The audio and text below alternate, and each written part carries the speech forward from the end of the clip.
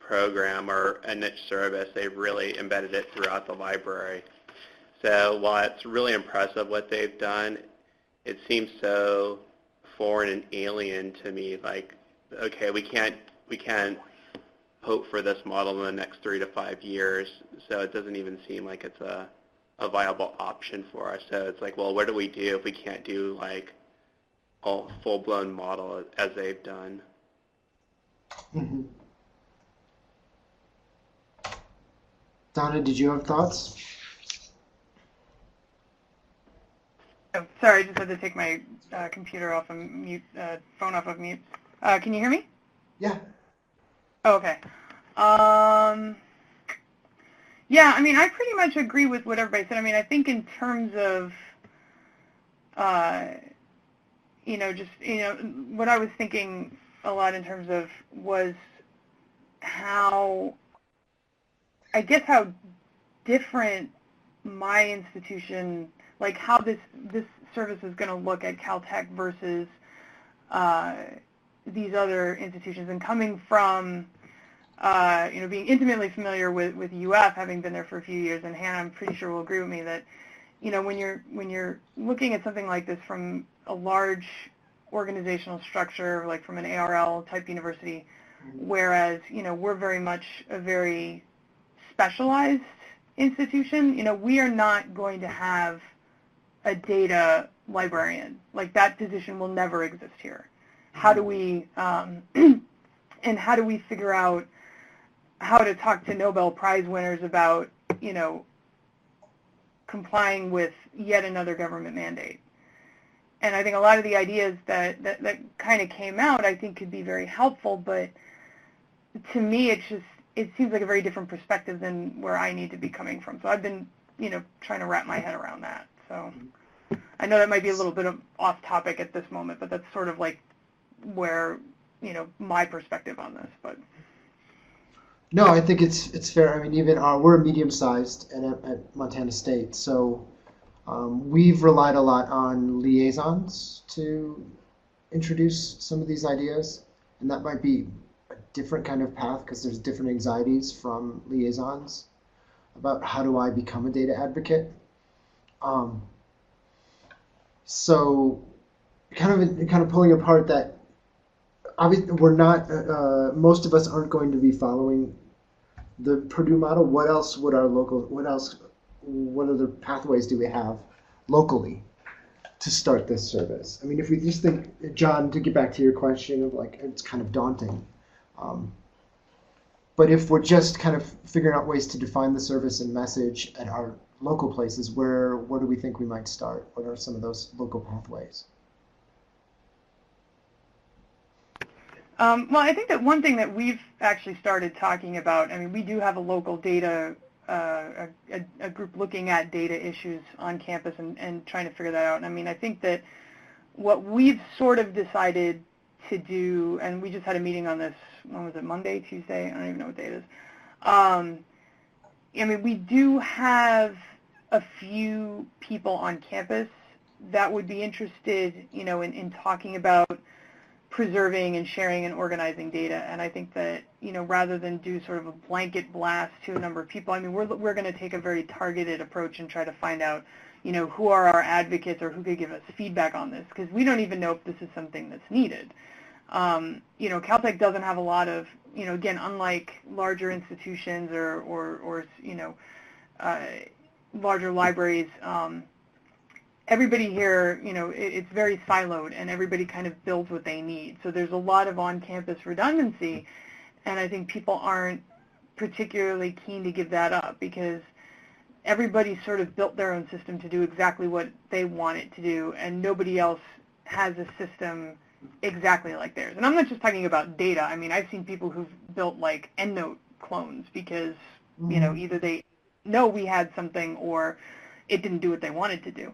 So, I mean, I don't see us more as, an infrastructure solution, but definitely getting out there and seeing what's out there and what really is that need. I mean, do you need to talk to somebody about metadata? I've been having a lot of discussions with people on campus about DOIs, about metadata, things like that. I mean, nobody's looking for, right now at least, necessarily a long-term storage solution. So I don't see that being part of the message of, what are we going to offer. So I think we're just in the process of reaching out. I think Gail is already, Gail's actually conducting another meeting that I'm supposed to be in, so that's why she's not on the call. I think that we're going to try doing some targeted interviews and seeing, trying to get a sense of across a number of disciplines, what are people looking for? Are they looking for storage? Are they looking for organization? Are they looking for metadata? And try to figure it out, because we really don't know. We really have no idea. So. One of the talks that I liked at RDAP was one of the first, it might have been the first one, about building research data services at universities. And the scope of players involved in doing RDM services, I thought I was just so narrow. I was focused more on the library and less on the campus environment. And just seeing, the Office of Research's involvement, sponsored programs, you kind of name it. It's like, oh, wow, I really need to be, or even our OIT on campus. Mm-hmm. It's just, there's a lot of players outside of the library, too, that we have to consider that I did not consider before, and that's where it started getting a little daunting. Mm-hmm. Yeah, and we're in the midst of a new presidential transition, so the org charts in all of those entities are changing on a weekly basis. So we have an opportunity with that chaos or change to have an impact over the summer, I think, just by having this conversation with folks. So that's also rather daunting, but cool. Mm-hmm. Hey, Donna, following up on your data interest group, those are mostly librarians? It's an internal group. Is that true? Right now, yes. But we are going to be talking to, and what was just said about, the players on campus. We're going to be talking to our compliance people, talking to faculty, talking to, I forgot the title. Definitely people outside the library do need to be involved in this, and we're just kind of, going to talk to as many of them as possible. I mean, right now, internally, our team is just librarians at the moment. This Caltech data working group, I guess, for lack of a better term. Because really all we've been charged with is figuring out what is, what's the environment on campus? Where is there a niche that we could provide a service? Because we don't necessarily know that there is. Is there a place that we can provide a service? And if so, what service is that? I mean, we're talking, very ground level. And just to echo the turnover, I mean, I was thinking about this the other day. My entire reporting chain up to the provost has changed in the last 8 months. And, we also got a new president last summer. There's rumors that our provost is going to be changing. So, we're in a very, very transitory position here as well. And I think that seeing how that's going to shake out may also play into what we are going to be able to get done. So, I think that I didn't mean to. I think it's fine to start with an internal group. One of the things that John and Sue might be interested in hearing is, how did you? Was it a natural alliance? There were people obviously that were going to be on this group. How did you find internal partners? Because I think for us, there are people who are really likely to be excited about data. Some liaisons are potentially better allies than others. Can you talk about how did you? Obviously, you have Gail and you have yourself, but how did, if John and Sue are thinking, who else might they bring into a group like this? Gotcha. Okay. Well, when our new UL came on board last fall, she implemented a number of working groups and basically let people sign up for things.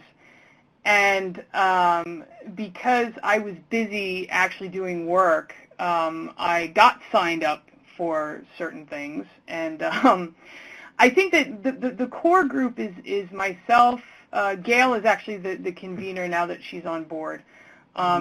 she has a lot of background in that. I'm the token PhD on our staff, so I got roped into this by default. And then we have the other 3 people on the group, so there's 5 of us right now. And then the other 3 people on the group are all people very deeply entrenched with our institutional repository. Because in theory, should we provide data storage or data management or data organization, well, storage primarily, that would be where it would be living. Mm-hmm. So we've got our institutional repository librarian, we have a programmer, and then the other person on the team is actually another liaison librarian, George Porter, primarily for institutional knowledge. And he, I think, was involved in an effort that we did a few years ago to sort of do a scan on campus for this. And, he's been at Caltech over 15 years, and he just kind of knows, and Kathy actually as well has also been around for quite a while. So they kind of know people and know what the sense on campus is and who's doing what.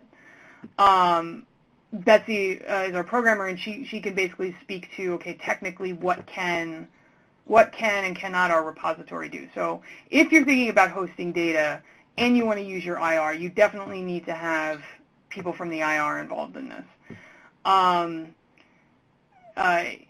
Gail just has extensive experience working with, can you guys hear me? Yep. Okay. Gail has extensive experience, working with research services, just, from she was very closely allied, I think it was the grad office at Texas A&M, and sort of knows, in terms of requirements, what does that kind of look like. And, I actually was in grad school and took data on the back of a tissue at times, and I can sort of go in and say, okay, well, we want to talk about data organization, we want to talk about this. When you go to talk to a group, here's what you're going to be facing. And, I can go in and talk to grad students on a level that I don't think anybody else in our library can. So that's kind of that's a perspective that I bring to the team. So I think in terms of internal library, forming your internal library team, because there's going to be nothing more off-putting than having a bunch of people come in and start talking about things that without really an understanding of what does this data look like, what does, how do people conduct research, and how disruptive is this going to be to their process.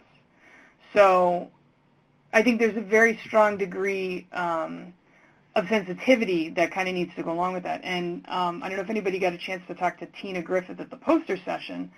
I did the NCBI class with her back in March.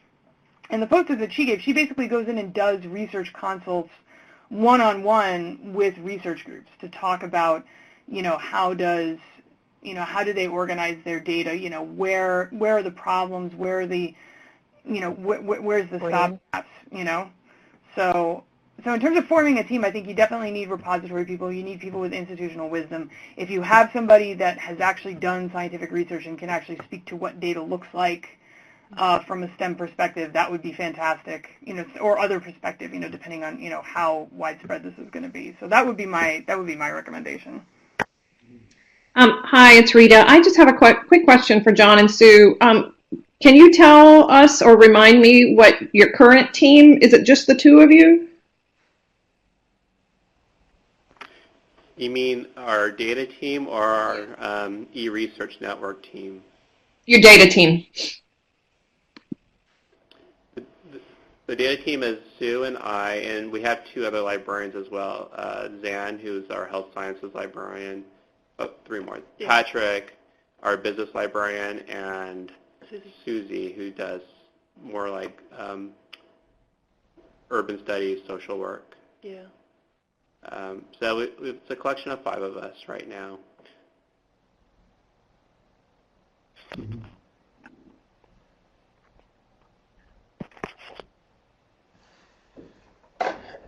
Hello? Yeah, I'm here. Thank you. And part of where you're feeling some of the complications are around how do we go to external partners? Is that that's the daunting piece? I think it's been a switch in philosophy in the library. When we first started the team, we were mostly looking at data set collection, which is a completely different type of service. And we were almost not told, but encouraged not to investigate faculty-produced data or campus-produced data. And now I think it's been a switch for us in the past year of, okay, well, you know, now that it's becoming a growing topic, how do we get into this, or what space should the library occupy in this space? And, you know, we've heard some things about activities surrounding data on campus, but we're kind of at a loss about, you know, what activities are going on and things like that, or if a librarian does encounter a question here, how he or she handles that question has been another daunting experience. So we haven't really prepared ourselves. We're preparing ourselves right now on how to handle those types of questions. So it brings up kind of a related topic. When we were at the conference, what were people seeing in terms of, so I'm kind of jumping down to the assessment idea. What messages were you getting related to what's valued by administration? What does success look like for an RDM? The data set idea that John just brought up, it's one of those things that's quantifiable. Like you can go to your administrator, your dean, and say, we have this many deposits and they've been downloaded X number of times. But that doesn't really provide a full picture of what research data services success looks like. So I wondered what other, I don't know if there's a particular presentation I saw, but just in maybe overall, what do you think people were measuring as success during the conference? Did that come up?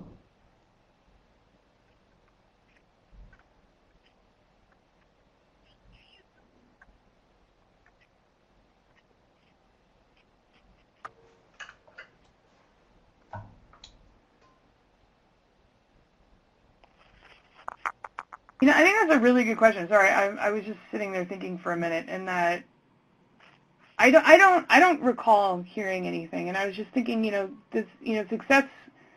I'm almost afraid that success in this area is going to be sort of like success in the rest of the library world, and that, if everything is working, nobody's complaining. So. I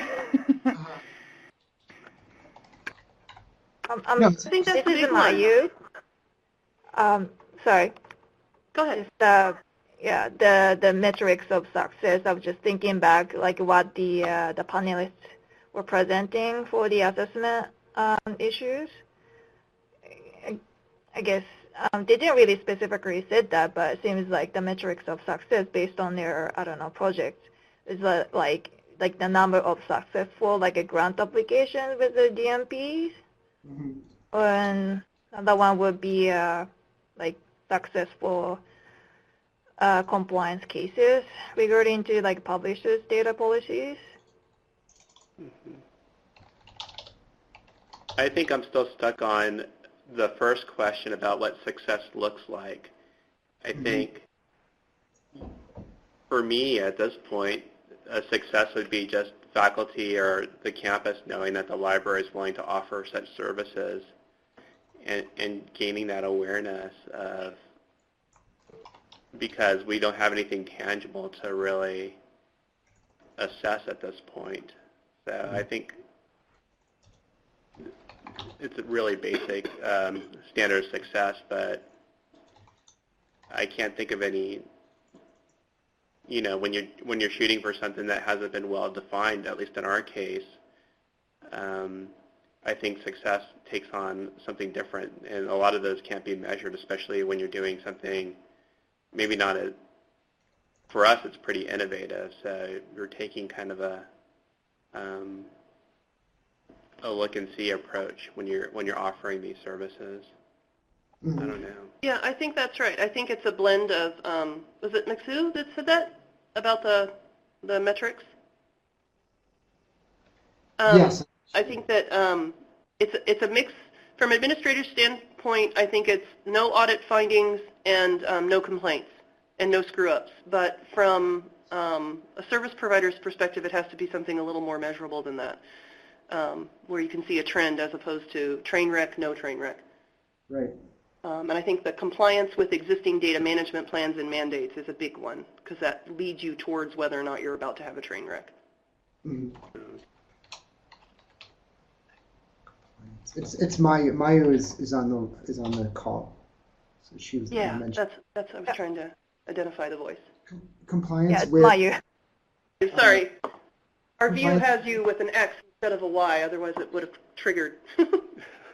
Okay, data mandates. I think it's kind of an interesting question to think that there may have been. This seems like it could be a future panel. Like, what is it? The discussion. Like, I felt the community was very kind of running at a number of different things without starting to understand. Like John said, what is the basic question? Like, we're starting this service. We're staffing up in libraries, but we haven't really quite defined what success is going to look like. I have these same sort of reservations about, I come out of digital libraries, and the stuff I pass along to ARL as a kind of measure of success for a digital library are things like how many page views, how many things did you digitize, right? But that doesn't really get at the interactivity, doesn't get at how you've made these things, but are they integrated into the curriculum? Are they part of a larger conversation? Right. So I think it's a useful thing for RDM to be thinking about early, is what do we want success to look like? So maybe finding a way, we continue to talk about that here, but also maybe carry it forward to the next RDAP as a potential panel. That might be really interesting to see, like a more specific conversation about this. I mean, it seems like that just ties into a number of other conversations going on in other spheres that I've been listening to where, access doesn't equal engagement. Mm-hmm. And, just because you build something and people are looking at it, does that mean that they find it useful? Does that mean that they're engaging with it? It just struck me right now just how much this conversation is sounding like other conversations going on, particularly in the altmetrics realm. That's another fun one. So, but anyway, just wanted to throw that in. This is Mayu. I'm wondering, like going back to Jason's, comment about like what success would look like for research data services. I'm wondering whether what the success would look like would differ based on who is looking at it. Like, would that be different from the librarian's perspective and from the researcher's perspective? Mm-hmm. I think it would. Right. A researcher might be, is the data preserved, findable, safe? And whereas the metrics I put into the notes are definitely more librarian-centric. How do we count things? How do we measure compliance? I mean, for John and Sue or somebody starting out, even I have a note at the end, even just an article on the service that the library is now providing, some kind of promotion piece, that could be some level of success in defining the service and outreach to the campus. So I think there's all kinds of questions around what does a researcher value, what does a librarian administrator value, what does a data liaison value or measure as success? It seems like a pretty nuanced, rich argument.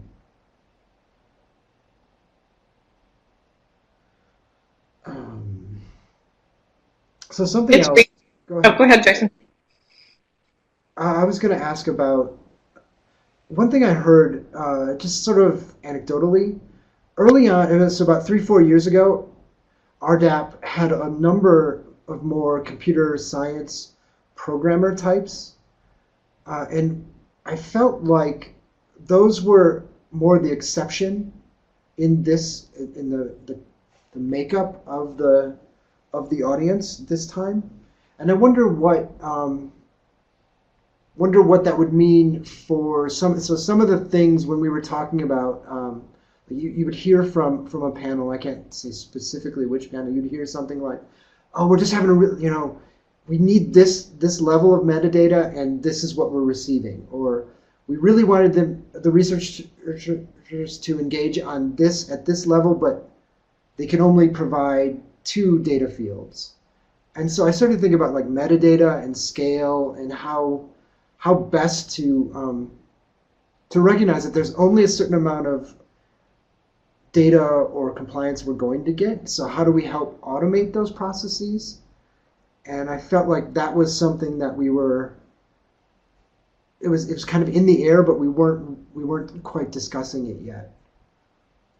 Did anybody see that kind of have that reaction or opinion?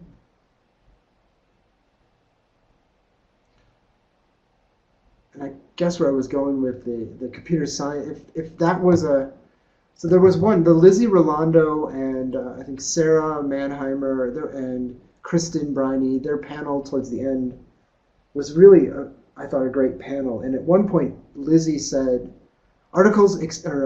researchers expect articles to act as metadata.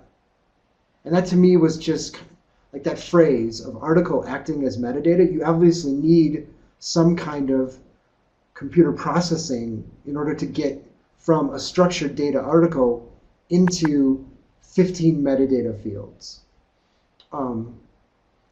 So I just wondered if there were other people who had sort of that thought about how would you automate this to allow for better reception, more likely deposits, that kind of thing.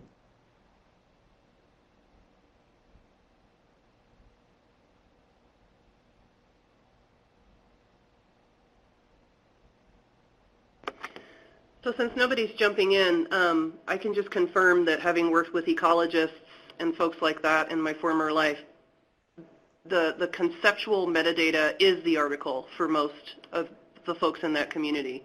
Mm-hmm. Publication, publication, publication, research report, moving on to the next seeking of funding. So I don't know about how to automate that process because most of the things that we would consider as metadata aren't actually in published articles. What the column headers mean and what all of their abbreviations mean, and by God, what are the units in this column? That stuff doesn't show up in the article in a way that I think you can extract most of the time. So mm-hmm. I think that it's a culture change issue, at least in ecology. Mm-hmm.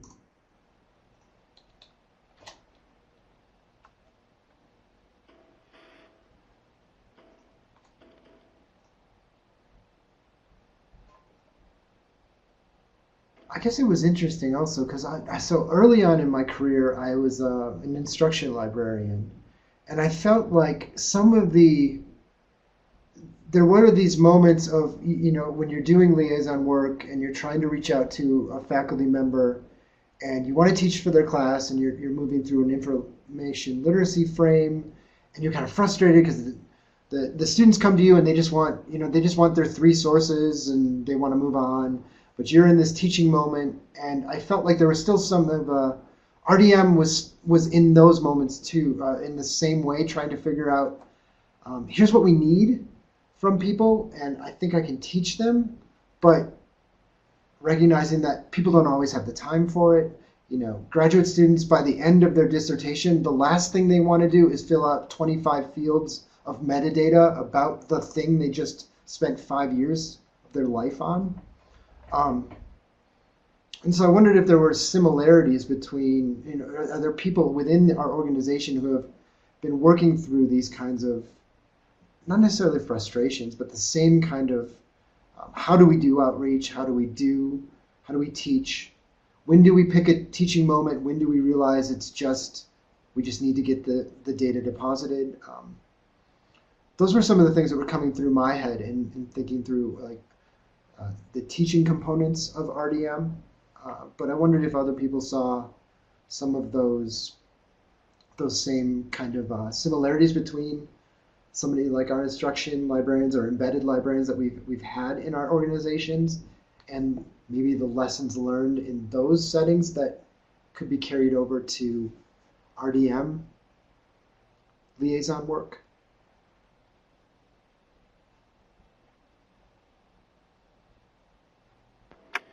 So this is Sue again, and cut me off if I'm dominating, but one of the things that occurs to me is that you don't get the importance of metadata until you try and use a foreign data set, a data set that you didn't have a hand in creating, that may or may not even be from your field. So in ecology, when we deal with plant species, we tend to abbreviate using the first two letters of the genera name and the first two letters of the species name, and then if we really must, the subspecies or variety name, so we get a 6-letter acronym. But here in the Mojave Desert, there's a lot of overlap there. So when I was working in that discipline on the applied side, I would get data sets in from botanists at high elevations and low elevations, and I would get the same code for totally different species. And when trying to use those data, that's when it hit home for me, and that's probably when I got interested in this topic, because it ate my lunch. And I think that assignments that have students using existing data sets that are, created to make those teachable moments will highlight for them the utility of documenting their metadata in whatever format so that it can at least be harvested if we come up with a good automation or service that can help them harvest it. But a lot of them don't even bother to write it down. They just make the assumption everyone's living in their universe. So those kinds of teachable moments I think would be valuable. Yeah, I definitely agree, and I'll probably have more to report on this topic too. I mean, we do have, like I mentioned before, one of the interested parties on campus that has a lot of years and years of atmospheric data, data quality, sitting on a server somewhere, and kind of gets passed on from student to student to student. And we're in the process of setting up a meeting with them because I'm dying to see what that looks like and what sorts of metadata are in there, and have a discussion with them and say, is anybody else interested in using this data? So which kind of loops back to the whole idea of figuring out who's doing what on campus and what sorts of stuff are, what are you actually looking at? Because some people have that figured out and some people don't. And we've got a group on campus that works with biology, C. elegans worms. And so they basically have this harvested database, like they go in and harvest published literature, and they have their own set of metadata, and they're using like standard ontologies, and like they know what they're doing. And it's like, okay, well, you guys, they're like, how do we get DOIs? I'm like, I can help you with that. But, there's going to be no value add for me to go in there and talk to them about metadata, because I think for the most part, they've got that figured out. Whereas for this other group with the atmospheric data, I have no idea what their, what their standard is, which, sort of goes to show how siloed, the challenge that I mentioned before about how diverse and how siloed the data is, at least on my campus, and that's, where I foresee there's going to be, a big challenge to figure that out. But anyway. Mm-hmm. What did people think of, do you remember the panel I was just referring to? Kristen Brani was talking about the data vignettes she puts on YouTube. 5 minutes on what's a data dictionary, 5 minutes on why permanent identifiers are useful for data sets. What was your reaction to that kind of approach to teaching? Do you remember? Do people remember what I'm referring to? Yeah, I definitely remember that, and I thought that, that entire panel I thought was great. And from an instruction point of view, I mean, I'm the instruction coordinator for our library, and, for me, I've been just rethinking just instruction in general, not just specifically to RDM, but just, overall. And how much of this is going to be just in time versus just in case? And having a resource like that, I thought particularly that was effective because, it's effective if it's findable, because chances are the grad student is going to be 2 in the morning and they realize that they need to do something along these lines, and having sort of an asynchronous type of resource available is great, but the question is how do they know to look for that, or how do they know where to find it? It's interesting because I sort of had to check myself, because immediately I kind of went to, oh, you know what? Sarah Mannheimer, who works, she's our data services librarian, data management librarian here. I was like, oh, Sarah should do that. But then I sort of had to check myself and say, actually, Kristen's already done it. This is one of those moments where I felt like, and again, it gets at the bottom idea of partnerships, that rubric. We could use, I mean, if the community, rather than going back and redoing the same topics that Kristen's created, just use her library of videos as a way to introduce ideas, right? So it was interesting to me because I thought, oh yeah, this is a really good idea, we should do it locally. But as I started to kind of pull back, I realized, well, I don't know, maybe this is exactly where the type of, if we start thinking about partnerships, or we don't have to reinvent the wheel. I just kind of started to check myself. Wonder if people had different thoughts. Like, would there be an advantage to doing this kind of thing locally? I mean, or just recognizing that the community's already created something similar, so we should reuse it? It's Rita. I'd like to make a comment, Jason. I'll be quick. I heard that theme throughout the 2 days at RDAP, and I understand that each institution is unique and their needs are unique, and they're all at different places in this process. But I think what you just said is important, because that's part of the reason DLF has formed the eResearch network, for that very reason, to build those partnerships and to share our resources. Because I did hear a lot of, we don't want to reinvent the wheel, but we're in a silo, so I kept hearing silo throughout the 2 days. So I'm not saying anything that you all don't already know, but that was one of the takeaways for me. And I actually approached a couple of folks that are involved in planning that regional research librarians or data librarians conference that's coming up in October, about working with the eResearch network, or talking about what they're planning and how we're running this program. And I didn't get a warm reception. So I didn't get an unwarm reception, but I didn't get much. It was pretty flat. So I'm still going to try. But that's all I wanted to say. Mm-hmm. Thanks. Well, this is Mayu. Regarding Kristen's videos already up there, no, I am definitely for, agree that, if there are shared public resources out there, we should kind of go to a, but I wasn't sure, what would be the best practice of, say referring to her videos in my LibGuide. So I was thinking to just contact her and ask how she would like to be credited, if and when I wanted to use her videos. But I don't know, if she is up for sharing her resources, I would definitely refer to them. It's just that in the existing capacity at my institution, I don't think we could produce videos like that first. But I think she'd be open to it. I just feel like there were,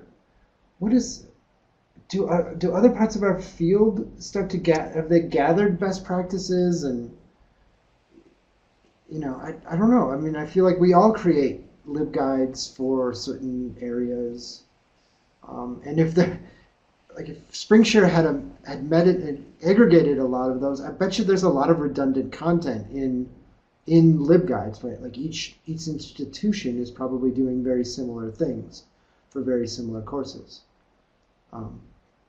So I think it's just something to think about. Go ahead. Okay. Sue and I were having a side conversation for a second, and I think what's great about linking to other videos, especially when you're starting out as a service like we are, is that you're right, you're not reinventing the wheel. But my other takeaway from those YouTube videos was it was a way for, and I forget her name already, but it was a way for The librarian. the librarian there to advertise herself as like a data person as well. So I think if you became a more mature library as far as providing data services, then you would probably want to create your own videos. But if you're starting out, maybe we could look at it that way, having like a host of examples or a prepackaged LibGuide that everyone can just start using until you can develop your own individual spin on the services might be another way to approach it.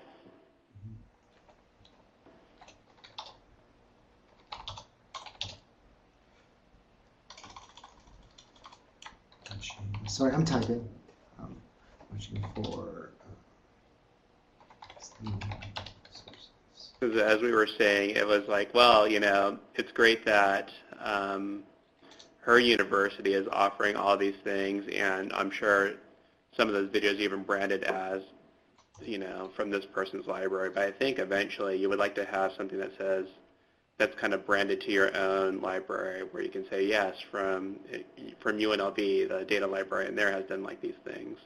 Right, and if you have institutional specific services or an office that you want to mention as an additional resource, that would be great. But I'm thinking, now not this extensive, but we use the Purdue Online Writing Lab website for style guides all the time. Right. I can't get enough of it. I use it extensively in my work. I need to donate. So a mini Purdue OWL site for research data management best practices would be phenomenal. And I've been linking to resources from the DIL project, because I know Dean Walton up at one of the Oregon institutions. I get them confused. So I've been linking to their stuff for a while on a very basic, here's some information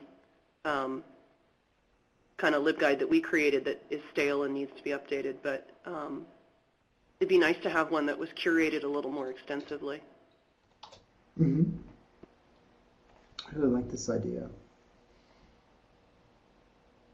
I don't know, it just feels like even at a broader level, I mean, you could bring in, it could be a grant type of activity where you're saying, here's, you know, this field is emerging. We're starting to settle on best practices. We have a series of experts on various subjects all around our community. Could we bring them together, maybe use Kristen's idea of, you know, maybe there's a video component, but instead of branding around University of Wisconsin-Milwaukee, it's branded, you know, as just as RDM in libraries kind of component, so that anybody, even a smaller shop, like a small liberal arts school, where I started, Williams College, could use and link to those resources. Yeah, something that's more library specific and maybe more information literacy specific than what Data One has put out there. Something that's more accessible for students. Products on it that are more accessible for students or more useful for flipping the classroom to start the conversation, things like that.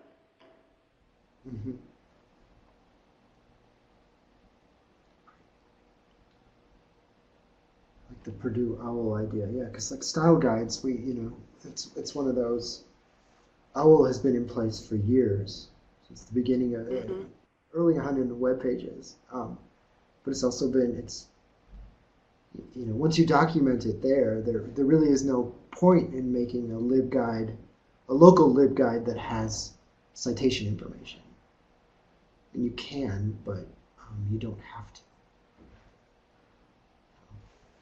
I don't know. I guess I'd like it. Like one of my takeaways was trying to figure out helping the community think more seriously about partnerships, which is kind of what Rita was saying. And I think we'll get there. It's just we're in a stage right now where we're kind of settling ideas and seeing what sticks and what works. And then as that sort of filters out, we should start introduce back to the community that we should start to draft these ideas into broader resources and concepts that can be reused.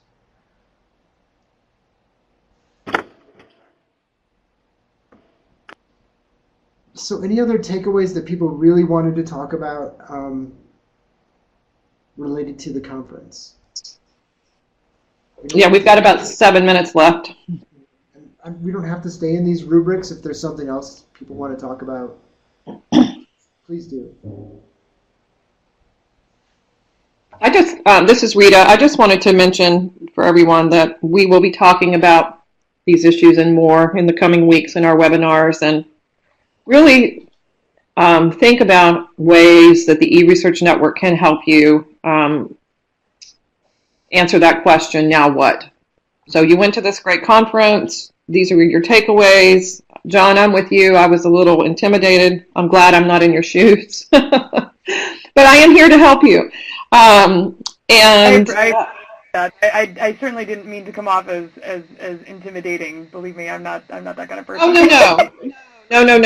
I mean, what I was saying, Donna, was as I sat there for those 2 days and listened to all the issues that each of these institutions is grappling with, a lot of them the very same thing, a lot of them very unique concerns. It is to me, I mean, it's a huge issue to tackle, and to be on the starting grounds, I could certainly see where I would be overwhelmed. But what I'm trying to get across to all of you is that as we move forward with the network, think about how, in what ways the network can help you answer that question, now what? Now what do we do? And I think that out of that, partnerships are certainly likely to spring up. But certainly the opportunity will be there. Well, that's all I wanted to say. So I'll be quiet now. One of the questions I've had is, how did other research libraries decide to start offering data services, or at what point did they say, oh, this is for us? I'm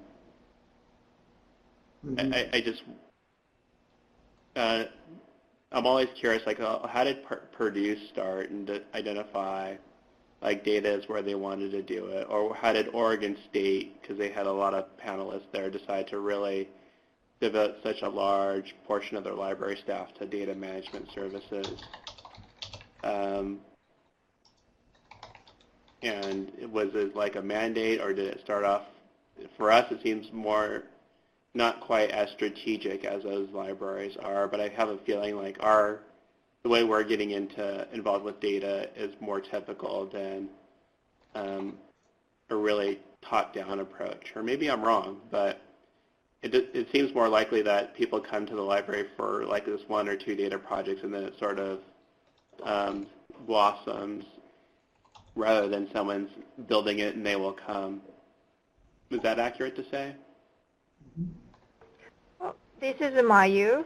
Like regarding like how like a Purdue started, I had a chance to actually speak to like Dean Mullen. I was like one of the ARL diversity scholars when I was a library school student, and then had opportunity to visit Purdue campus, and then I had a chance to ask him, like Dean Mullen, that question. So in short, like when he started out there, like he made a point to like meet with all the I guess deans on campus about their needs, especially regarding like research support. And then I guess, over and over he heard about the needs for I guess data management, and like how the library could fill that the service gaps. And I think it was way before like the funding agencies started mandating data management plans. So I guess it probably differs from institutions to institutions, but at the Purdue at Purdue, that's how like Dean Mullen started it, like research data services. It's just that that's what he heard, like that's what the needs he heard from the deans on campus at the start of his term there.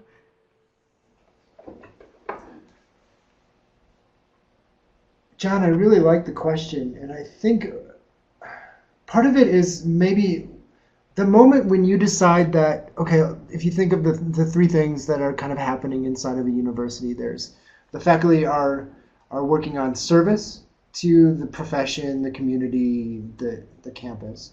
They're working on teaching or instruction for the university or campus or the profession, and they're working on research for the campus, the profession.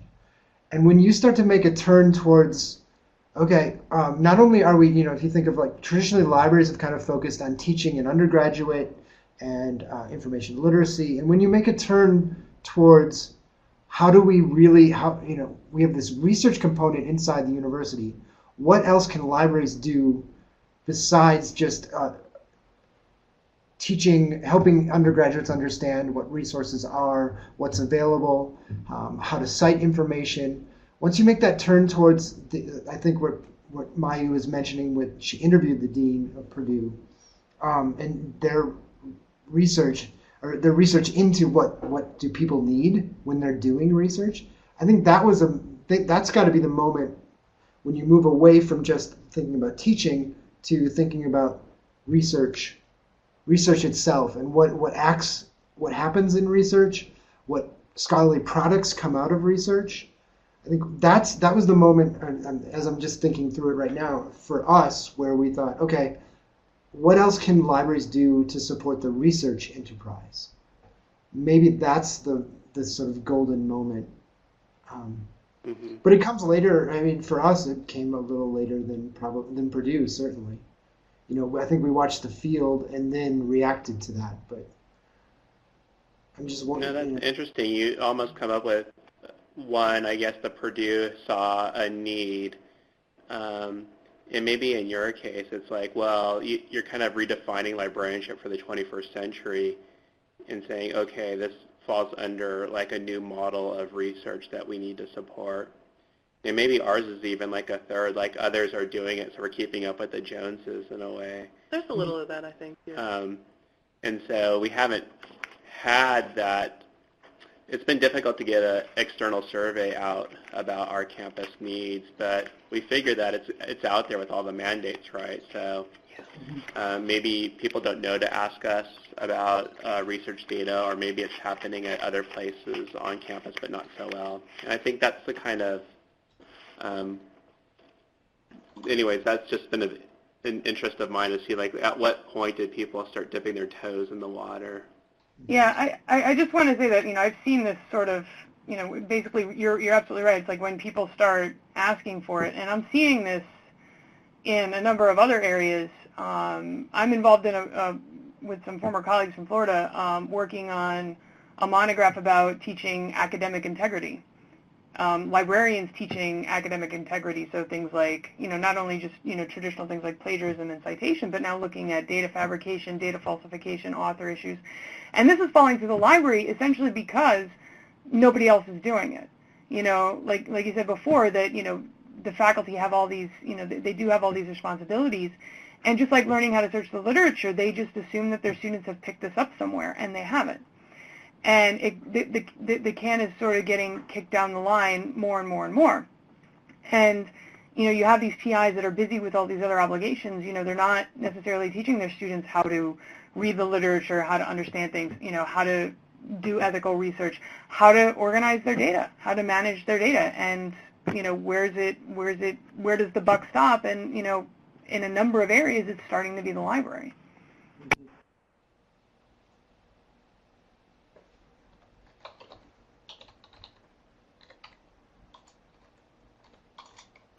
Yeah, I think that's actually a pretty good strategy to get your foot in the door in these conversations, is to pick up a service that no one wants to do eagerly. I was thinking that way for teaching data management plans on campus. It seems that's something like people kind of do but aren't really fully invested in. But if the library can do that, all of a sudden that might be a space where it's like, oh, that we could build on, like a foundation.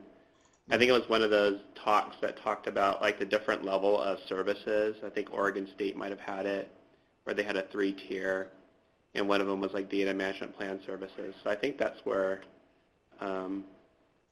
maybe figuring out what other people don't want to do around data and seeing if the library could support that might be our entry into data services on campus. Data management planning is the citation style that nobody else wants to teach, so it ends up in the library orientation or the library workshop. Exactly. Mm-hmm. Okay. Well, this has been really fun to kind of unpack what we saw. We're 3 minutes over. Do we want to continue? We can pick up. The notes are here, but we can respect the hour as well.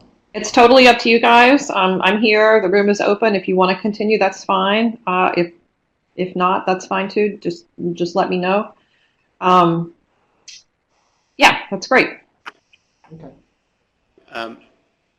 Oh yeah, we have a question here about Yeah, so we have our non-library member ready to go, and I have a question about how to bring him on. Fully immerse him. Yeah, so send me his name and email address, and we'll get him into the Clear Connect site, and I will make sure he gets all the information that I sent out, and I'll bring him up to speed. Okay. Does that sound good? Yeah, he's the Associate Dean for Research, so we've agreed to work with him on time commitments, but he's really invested in the concept. Good. So I think he'll give us more time than he intends. Wow, that sounds fantastic. That's great. Cool, thank you. Yeah. Okay. So why don't we'll kind of pause the conversation for now, if that's okay. The notes will be here. We can always pick up on threads throughout the network, throughout the cohort. And then Rita, if you want to remind me, our first session is... It's next week. It's on the 13th. Okay. At 1 p.m. Eastern. I sent out, I'll send out a reminder in Clear Connect if I haven't done it already. I'm in Clear Connect so much I can't remember what I've sent out, but yeah, it's next week. And we have a guest speaker from Purdue. But it should be a good session. And then I wanted to thank everybody for a good conversation and for taking time today. Yeah, and I have one quick question. Is anybody going to iAssist back in beautiful Minneapolis? I am. This is Mayu. Oh, okay, Mayu. I'll be there. I'll see you there. Okay. Sounds good. Thank you. Thanks for coming today. Okay, guys. Thanks, everybody. Thanks, Jason. Thanks. You're welcome. We'll see you next week. Okay, take care, everybody. Bye. Bye-bye.